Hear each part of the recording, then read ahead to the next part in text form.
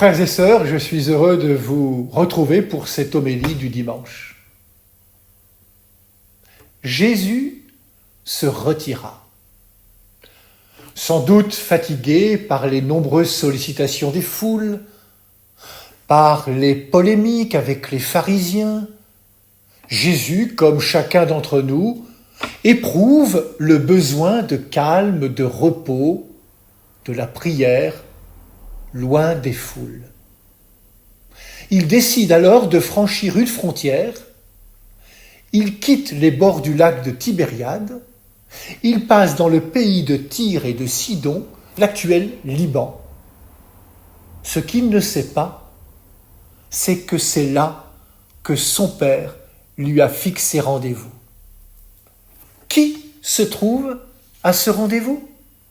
Une étrangère, une femme qui l'implore de guérir sa fille.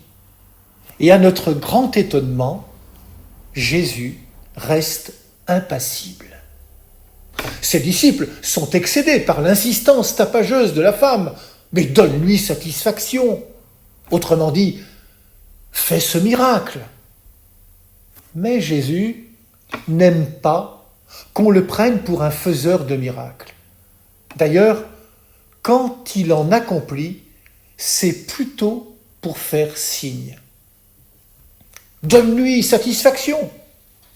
On peut y voir là la solution de facilité à laquelle nous avons tous été confrontés. On répond à la demande pour être débarrassé. Mais nous savons bien que cela empêche tout dialogue. Or Jésus est l'homme de la rencontre. Il est l'homme du dialogue. Mais pour l'instant, il semble paralysé. Et la scène devient poignante. Tous nos regards sont tournés vers Jésus. Que va-t-il faire ? Jésus va-t-il demeurer enfermé dans le particularisme religieux de son peuple ? Jésus hésite, puis s'explique. « Je n'ai été envoyé qu'aux brebis perdues d'Israël. » Ce n'est pas une parole de rejet vis-à-vis de cette femme. Jésus dit la réalité de sa mission. Quand Dieu s'est fait homme, il a pris notre humanité dans un peuple particulier. Comme chacun de nous, il est de quelque part, d'une terre, d'une famille, d'une nation précise. Jésus est né dans un peuple, le peuple juif. Ce n'est pas là un hasard, car Dieu l'a préparé depuis Abraham, Isaac, Jacob. C'est une longue histoire faite de gloire, de fidélité, d'infidélité, comme c'est le cas aussi de l'histoire de tous les peuples et de notre histoire personnelle. Ainsi, Dieu a choisi, élu Israël pour recevoir son Fils. Cette élection n'est pas une supériorité d'un peuple sur un autre. Ce choix est un service, celui de montrer par sa propre histoire ce que tous les peuples ont à vivre dans leur histoire, c'est-à-dire, à un moment donné, recevoir le Christ. Dieu choisit Israël pour montrer comment il veut agir avec tous les peuples. Car Dieu, comme nous le rappelait la deuxième lecture, veut habiter cette terre. Ainsi, ce que Jésus fait pour Israël, il le destine à tous les hommes, à toutes les femmes. Jésus est envoyé par Dieu qui veut sauver tout l'univers, comme l'ont annoncé tant de prophètes. Nous avons entendu Isaïe dans la première lecture.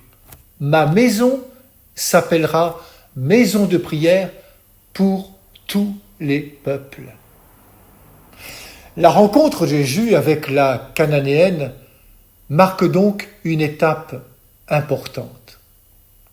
La parole dure de Jésus refusant d'intervenir en faveur d'une brebis qui n'est pas du troupeau d'Israël ne décourage pas pour autant cette femme cananéenne. Jésus entend dans la finesse des paroles de cette femme une réponse de foi et il lui dit « Femme, ta foi est grande.